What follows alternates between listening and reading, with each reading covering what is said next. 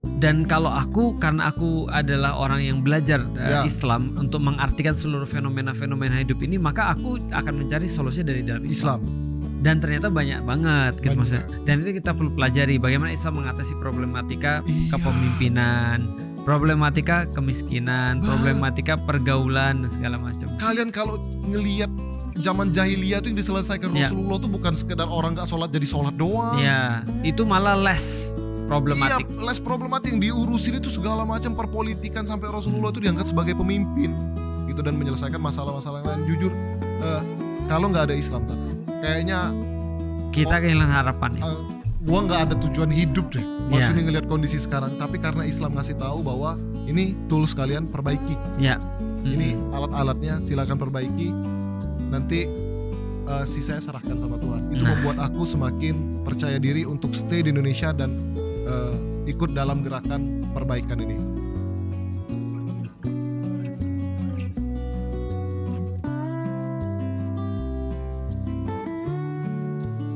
Sanji-kun. Salah. Mugiwara. Sanji-kun. Zoro-kun. Tetap salah. Zoro-san. Perkenalkan saya. Pangeran Diponegoro. Saya Zulhan. Dari Tanah Jawi. Itu kalau nyambutnya ini yang diangkat. Apa? Ini yang diangkat. Tutupnya yang diangkat. Sorry, kita jurus 2 pedang. Nah. Bunyinya asik banget ya. Coba, satisfying gak? Oh iya kan, bunyinya keren banget. Sensor gak sih? Ya ASMR ya.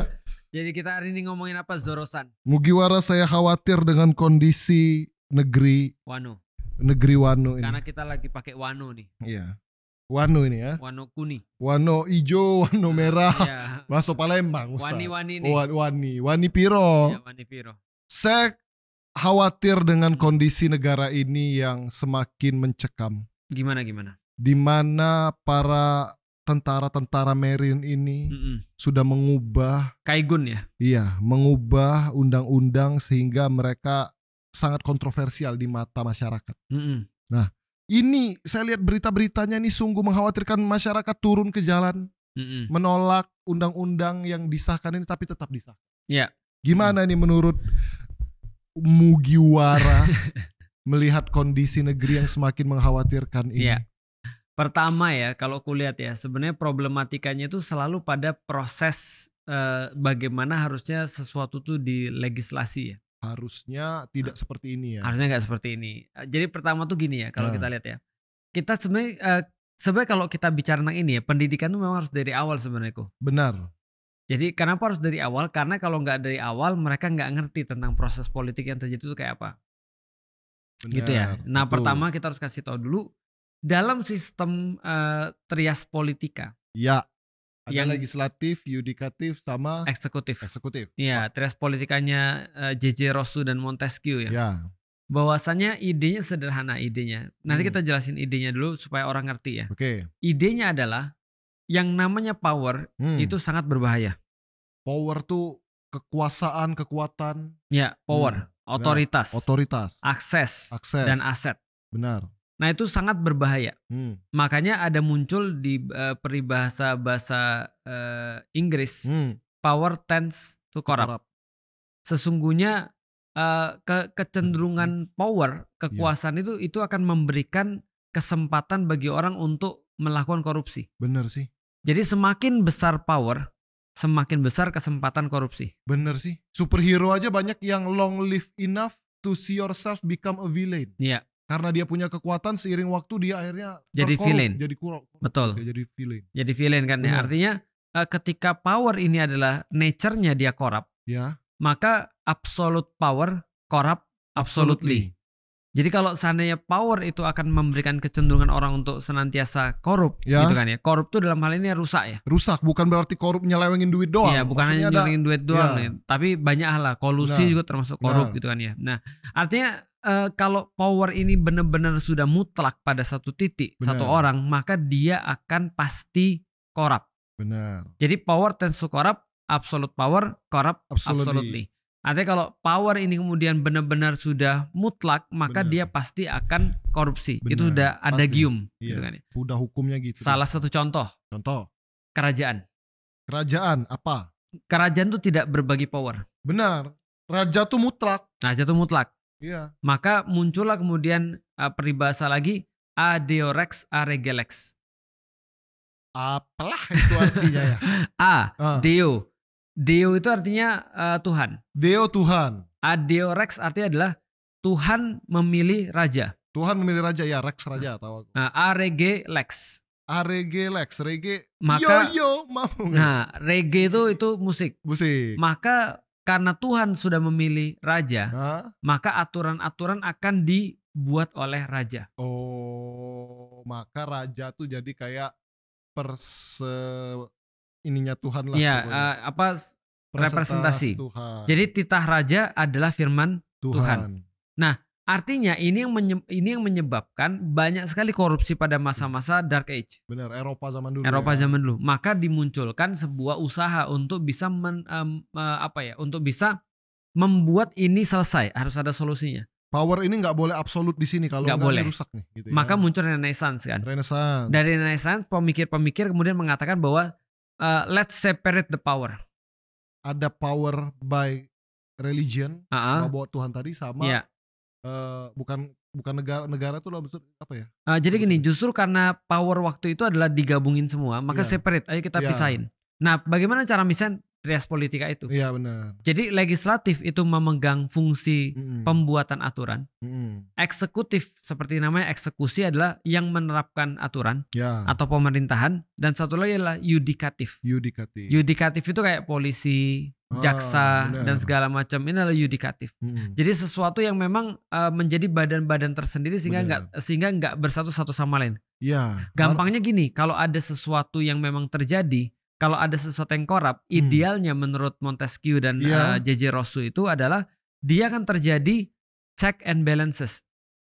Paham, harusnya 3 struktur ini tuh di mana mereka tuh saling menjaga, mengawasi. Di saat satu mulai korup nih, udah mulai kelihatan tanda-tandanya, yang lain menyeimbangkan. Ini kayak kuliah kita ya. Benar. Tapi ini harus diketahui dulu. Harus paham supaya orang-orang ngerti. Karena semua yang kita obrolkan akan berkisar di sini. Benar. Berarti kuncinya daripada sebuah pemerintahan yang sehat, salah satunya adalah mau dia sistem apapun termasuk sistem Islam, dia harus ada check and balances. Benar. Agar power itu tidak terkumpul pada satu orang. Iya benar. Karena kalau terkumpul pasti semena-mena pasti korup. Nah, maka muncullah kemudian check and balances. Gampangnya gini deh. Kalau misalnya kita punya perusahaan, kita mau punya bikin tabungan, maka biasanya tanda tangan harus 2 orang atau 3 orang. Benar. Baru duit itu bisa keluar. Benar. Maka kalau nggak ada tanda tangan satunya, maka nggak ada concern dari orang itu, maka duit nggak bisa keluar. Benar. Ini loh Tat. Nuklir. Tombol nuklir itu nggak satu orang yang punya kunci dan ininya. Satu dikunci, satu lagi dikunci, tombolnya harus dipencet. Dan muternya harus bareng. Jadi atas kesepakatan kolektif, nggak bisa di satu orang. Kalau aku pengen luncurin, aku nggak setuju, nggak bisa. Nah, betul. Gitu ya. Maka itu seolah-olah tadi ada 3. Benar. Problematikanya Problematikanya adalah di dunia demokrasi zaman sekarang. Salah satu kesalahan demokrasi adalah demokrasi memberikan ruang untuk 3-tiganya jadi satu lagi. Nah, itu dan sekarang sebenarnya semua jadi satu. Udah kelihatan sih. Maksudnya yang bikin aturan, mereka. Yang menerapkan aturan, yang memaksakan aturan itu semua jadi satu. Bener. Jadi artinya ya udah kacau sebenarnya. Yang tadinya harusnya saling mengawasi dan saling curiga-curiga, jangan sampai dia jangan muncul ke korup nih di sini. Malah kerjasama. Aku mau korup. Gimana kalau kamu korup juga, kita saling lindungi. Nah itu malah kerusakannya parah banget. Nah pertanyaannya sekarang kalau kita bahas tentang Kaigun yang mau menguasai Wano misalnya. Waduh. Atau kita bahas misalnya tentang langsung aja lah RUU TNI misalnya. Benar. Kita bahas tentang itu. Nah pertanyaan sederhana. Apakah kemudian TNI kuat atau tentara kuat ini adalah sesuatu yang bermasalah? Tentu tidak. Enggak, TNI harus kuat. TNI harus kuat. Wajib kuat. Alutsista harus yang terbaik. Benar. Secara fisik harus yang paling hebat. Senjata harus yang terbaik. Jangan lagi pakai yang mainan begini. Iya. Harus Pindad itu produksinya harus bagus loh. Gini. Iya betul. Senjata Pindad tuh juara tembak berapa kali, sangat membanggakan. Betul. TNI harus kuat. Harus kuat. Cuman problemnya adalah kuatnya di sisi mana dan melakukan apa. Benar. Ini problemnya nih. Benar. Karena gini ceritanya nih. Coba kita lihat ya. Ya. Sebenarnya sih metode kita nggak bahas ideal ya sekali lagi. Kalau idealnya menurutku tentu saja idealnya adalah Islam. Idealnya Islam. Dan kalaupun kita membahas tentang Islam, kalaupun ya sebelum kita bahas tentang yang bukan Islam, kita bahas tentang Islam dulu. Utsmani itu adalah daulah perang. Negeri yang suka berperang. Iya, bahkan mereka mengartikan diri mereka adalah daulah perang. Daulah perang. Kami adalah anak-anak perang. Wow. Jadi artinya seperti orang-orang Aus dan Khosraj di masa Rasul. Mereka menyebut kami adalah anak-anak perang. Kayak orang-orang Viking tuh ya, war kami ini. Jadi kalau seandainya di dalam Islam itu adalah bahwa landasan itu adalah akidah, tiang-tiangnya adalah sholat atau ibadah, amal ibadah, amal soleh. Lalu kemudian apa yang menjadi atapnya adalah jihad fisabilillah. Berarti ini adalah ibadah yang seperti atap pelindung daripada kaum muslimin. Bener. Kalau ditinggalin berarti hancur semuanya. Hancur. Nah seperti kemudian Utsmani, militernya memang harus kuat, militernya harus tepat. Kuat, terbukti. Problematikanya adalah kalau kita balik lagi kita bicara bukan tadi ya itu sistem Islam, kita bicara bukan sistem Islam, maka problematikanya jadi bertambah-tambah karena semuanya bisa diselewengkan. Benar. Bayangin kalau yang buat aturan, yang menerapkan dan yang memaksa agar aturan itu diterapkan semuanya itu bisa dikong kali kong, maka sebenarnya tidak lain tidak bukan cuma nambah kekuasaan aja itu. Benar. Artinya TNI minta kekuasaan lebihan intinya gitu. Iya. Pertanyaannya adalah apa jaminan kekuasaan lebih itu tidak menjadikan lebih korup? Dengan yang sudah kita bahas tadi. Nggak ada, karena malah dengan semakin besar kekuasaan dengan yang kita bahas tadi, maka kesempatan untuk korupnya semakin besar. Semakin besar. Tapi oke, aku juga fair sih ketika ada yang mengatakan, tapi ini perlu Sat. Oke, jadi gini, kita coba fair dulu ya. RUU TNI, taruhlah memberikan sebuah otoritas yang lebih kepada TNI. Benar. Atau memberikan sebuah power yang lebih besar pada TNI, seperti yang sudah kita bahas. Maka power yang lebih besar itu ada dua kemungkinan. Apa tuh Sat? Jadi lebih baik atau jadi lebih gak baik. Benar. Pertanyaannya, kita lihat nih ya, ini sudah fair nih kita ya. Lalu gimana cara kita melihat yang baik atau yang akan jadi lebih baik kah atau jadi nggak lebih baik kah? Salah satunya bisa lewat beberapa poin bedah. Salah satunya adalah track record. Iya, track recordnya sih. Menurut lu track record gimana? Track record pejabat kita agak mengkhawatirkan ya. Iya. Kalau dilihat track recordnya, jadi ketika dikasih amanah banyak banget yang nggak sesuai amanah. Ya, Orde Baru. Benar. Itu sudah menunjukkan bagaimana ketika ABRI itu masih dalam satu dui fungsi ABRI. Ya, benar. Lantas semuanya itu harus melibatkan misalnya perwira-perwira. Benar. Artinya tentara-tentara bukan lagi ngurusin menjaga ancaman daripada luar. Iya. Tapi sudah mulai ikut. Benar. Jadi kayak apa ya? Military state. Benar. Aku tuh lebih khawatir gini, ketika militer ini punya ruang yang lebih besar untuk ngurus urusan sipil misalnya, maka tidak menutup kemungkinan dong kalau seandainya nanti ada hal-hal yang dianggap lebih mengancam, maksudnya pemerintah atau yang tidak sejalan dengan pemerintah, militer ini bisa dijadikan alat untuk represi mereka. Ya, represif. Contoh salah satu pasal misalnya yang kita lihat di RUU TNI yang menurutku ini karet banget, bisa ditarik kemana-mana, yang katanya nanti TNI akan terlibat dalam security cyber, dalam urusan media, dalam urusan lain-lain, di mana kalau ada media yang mengancam keamanan negara, misal gitu ada berita-berita, itu TNI bisa cut, bisa terlibat, bisa. Padahal belum terlibat aja udah dikirim kepala babi. Nah, itu kepala babi aja belum ketahuan. Maksudnya ini pasal karet banget. Bisa jadi kalau ada oposisi pemerintah, padahal partai apapun itu, gitu ya. Misal kalau pemerintahnya ini ganggu banget nih media ini, matiin aja misal. Bisa. Medianya dimatiin, orang-orang yang direpresi, itu pakai kekuatan TNI, itu yang kita takutkan. Kan? Betul. Padahal TNI dan pernah terjadi. Nah itu sebenarnya yang membuat warga tuh bergejolak itu. Buat kalian sobat-sobat TikTok yang tidak pernah mengerti ya, dengerin guys, ini ngeri banget beritanya. Dimana akhirnya negara kita ini tidak lagi punya kebebasan berekspresi, negara kita lagi nggak bisa lagi check bersuara, and balances, check balancesnya ada, maka power itu absolut udah punya pemerintah, rakyat terima. Ini kan mengerikan ya, kita nggak pengen hidup di negeri seperti itu kan. Ya, jadi yang pertama adalah track record. Track recordnya nggak bagus masalahnya. Bener. Masalah kita bisa melihat gimana caranya kita melihat orang sekarang aja ketika mereka nggak sampai pada posisi punya otoritas ataupun power yang sedemikian besar. Itu aja banyak permasalahan-permasalahan yang melibatkan tadi gitu kan ya. Banyak melibatkan ya orang-orang yang berseragam hijau lah. kira-kira gitu. Iya, seragam apapun. Aku sih tadi hijau. Iya, maksudnya kan, lu maksudnya. Iya, saya ini kebetulan anggota ormas di Alabasta saya. Iya, betul. Nah, artinya itu yang pertama. Yang kedua dari prosesnya sendiri, proses untuk menentukan RUU ini sendiri. Benar. Nah, kalau kita lihat prosesnya, kalau memang benar kenapa harus disembunyi-sembunyiin? Itu kemarin tuh sangat kontroversial. Maksudnya pengesahannya tiba-tiba di hotel. Itu aja untung udah ada media yang padahal berani itu sangat penting. Itu penting. Kedua, saking ini apa ya tadi ya? Satu kayak diburu-buru. Karena ini kayak kelihatan banget ini kepentingan siapa sih? Kenapa undang-undang ini diburu-buru? Minim sosialisasi. Dan orang nggak ngerti. Orang nggak ngerti langsung main sah-sah aja. Di saat ada undang-undang sebenarnya lebih priority di sudut pandang masyarakat. Betul. Masyarakat gitu. Prosesnya nggak jelas nih. Prosesnya nggak jelas. Jadi kita kan wajar dong curiga. Kenapa sih Pak? Maksudnya nggak bisa jujur sama kami dengan keterbukaan. Libatin rakyat, kasih tahu kalian tuh mau dibawa kemana negeri ini, kepentingannya mana. Kalau memang untuk kepentingan negeri. Iya, ternyata enggak kan. Nah kalau seandainya diem-diem kan wajar kami curiga ini kenapa Pak? Ada kepentingan siapa? Kenapa kami tidak dilibatkan? Benar. Gitu ya. Dan juga sebenarnya tadi ada banyak yang lebih prioritas ada harusnya. Banyak prioritas. Bertahun-tahun nggak selesai, tiba-tiba jadi. Lah wajar kan kemudian orang-orang jadi bertanya. Curiga undang-undang perampasan aset itu nggak ada kabar sampai sekarang. Karena ini visi banget. Iya, gitu visi kan, banget. Nah itu yang kedua tuh. Jadi orang-orang merasa bahwa ini visi banget dan mereka layak dong untuk bertanya-tanya. Benar. Nah yang ketiga itu adalah kalau misalnya kita kaitkan lagi dengan yang lain, memang betul. Indonesia ini sekarang kalau kita lihat ya, kita melihat ada banyak sekali problem. Banyak banget, sumpah stres buka sosmed tuh. Dan problemnya diakibatkan oleh orang yang tidak punya kompetensi itu terus kemudian ditempatkan di situ. Ini memang masuk pada track record juga sih, tapi ini bisa kita khususkan misalnya. Contoh mohon maaf nih. Apa kabar dengan program ketahanan pangan? Aduh.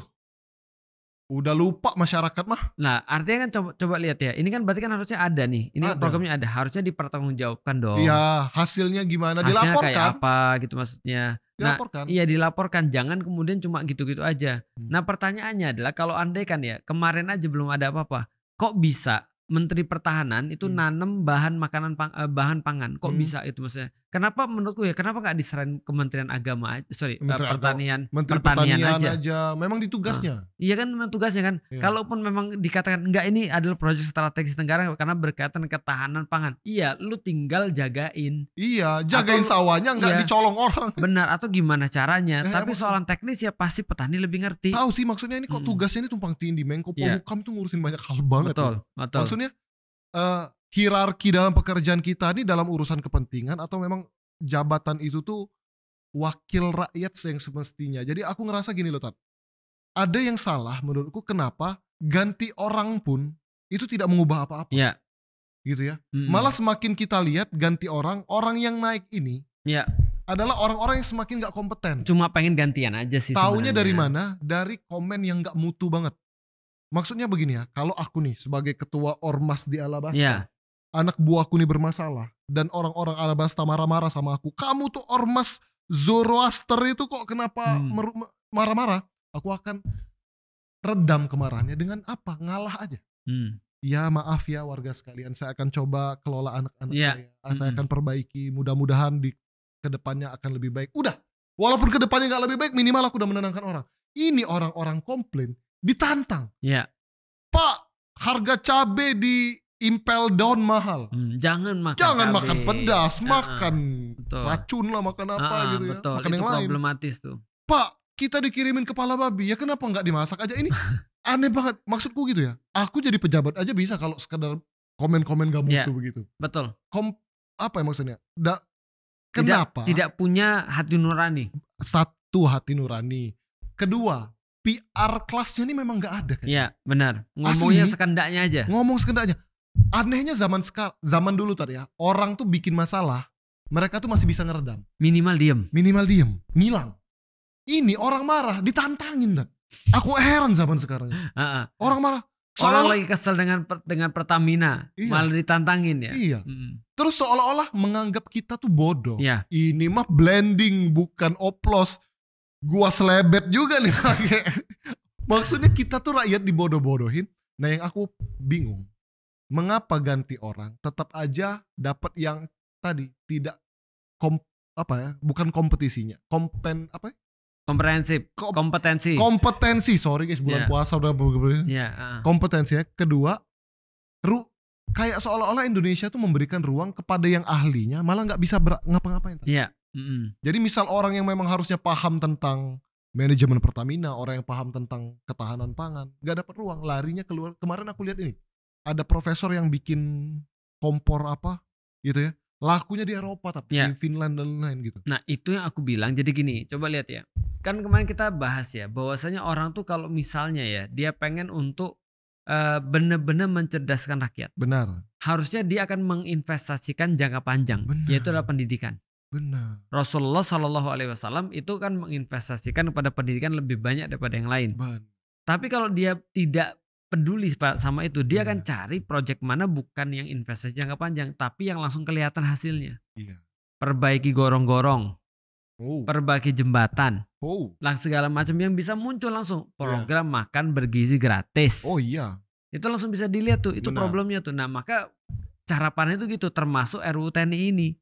Jadi mereka ketika ngelihat masalah ya udahlah langsung aja atur dengan TNI dan segala macam. Atau misalnya ini kayaknya kita short of makanan misalnya, udah TNI disuruh kemudian berapa juta hektar untuk ngurusin misalnya lahan untuk pangan misalnya. Menurutku itu nggak work sih harusnya. Terus menurut Atum, melihat menyikapi kemarahan masyarakat, ini ternyata masih ada yang demo-demo loh.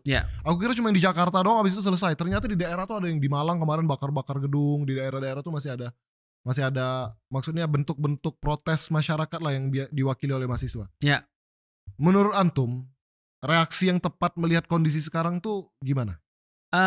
Aku nggak bisa nyalain mahasiswa, karena mahasiswa udah tahu persis apa yang terjadi ketika ada problematika dui fungsi TNI tadi. Catatan sejarah tuh masih ada terlihat. Dan kita tahu lah, yang namanya militer tuh yang memang harus tegas dan harus keras. Pertanyaannya, rakyat itu apakah harus diperlakukan seperti itu? Jawabannya tidak. Dia punya ada set of rules yang lain kalau dia berkaitan dengan rakyat. Tapi aku ngeri juga kalau diselesaikan masalah kita nanti dengan cara militer. Benar. Gitu kan ya. Ya kayak dulu lah, ngebut suruh push up langsung gitu kan. Apakah sekarang juga akan begitu gitu maksudnya, atau yang lebih parah daripada itu gitu maksudnya. Nah, jadi kalau kita lihat ya memang ada potensi ke situ. Potensi bahwasanya orang-orang tuh ngelihat bahwa mahasiswa lah ngelihat bahwasanya ini bahaya banget gitu maksudnya. Maka mereka berjuang untuk supaya ini tuh orang lebih aware, lebih ngerti dan segala macam. Berarti intinya mahasiswa mungkin lebih bisa fokus ke brand awareness tadi, naikin. Pendidikan itu penting. Pendidikan. Makanya sekarang kita lihat banyak orang tuh bahkan gak ngeh sama sekali. Lucu kemarin tuh pas demo tuh ada orang-orang yang belain. Kami akan RUU TNI terus diwawancarai, Pak, kenapa Pak dukung RUU TNI ini?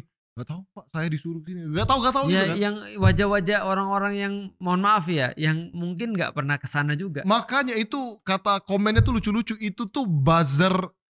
Real life tuh itu tuh buzzer-buzzer. Gak tau juga, yang penting mereka dibayar, disuruh ke sana. Dan diam-diam aja ada cewek setengah remaja. Gak ngerti juga, yang tua-tua banget, entah dari mana. Pokoknya orang-orang pinggir jalannya disuruh kumpul gitu asal dibayar.